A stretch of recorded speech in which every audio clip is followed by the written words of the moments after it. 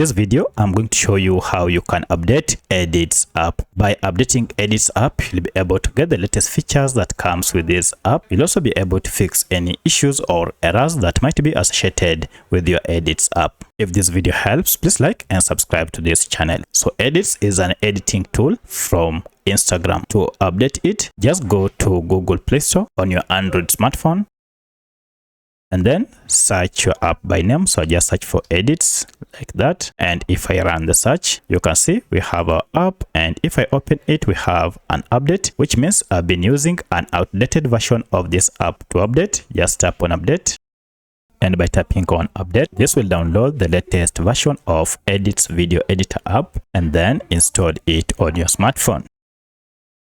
Now open the app to start using the latest version of Edits app. If you have any other question, kindly let me know in the comment section. Otherwise, thanks for watching, and let's meet in the next video.